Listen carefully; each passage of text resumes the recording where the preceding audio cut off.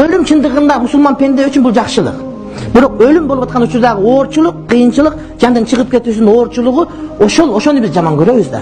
Болбосо Кудай Таала менен жолугуу, пайгамбардын жанына баруу бул биз үчүн рахат урматтуу бир тууганым. Бул биз үчүн эс алуу деген сөз болот да. Бирок ошого карабастан ошол жерде кыйынчылык болгон себептен Кудай Таала бизди даярдап ошол нерсе даярдап барат да. Дароо берип койсо анда кыйын болот эле. Ан сайын Асанаш деген досубуз бар, кээде бир үйлөргө барсак, үйлөр салынган, сырттары таш, мебелдер башка айтат. Өлүш кыйын бу жерден, чыгыш кыйын бу жерден. Карап отырсаң жаның чыгып чыкпайт жерденчи. Бирок адамды карытса, барса, үйдүн рахатын билбейсиң. Ишенесиңерби? Бүт бардыгы жаңы кийим жакшы көрөбүз, бирок абушкалар жаңы кийим кийбейт деле. Билесиңерби? Ошо жаңы кийим кийгенде ал калып калган болот. Ал мурдада күзгө көп деле каранбайт деле. Анткени ошонун баарын өткөрүп бүттү бул. Бул оякка даяр болуп калды. Мына Кудайдын хикматы ушунда. Эмне үчүн дегенде, Кудай Таалам эгерде ошо ойдон калтырса, ан сайын дүйнөнү жакшы көрүп, кеткибиз келбейт эле, урматтуу бир тууган.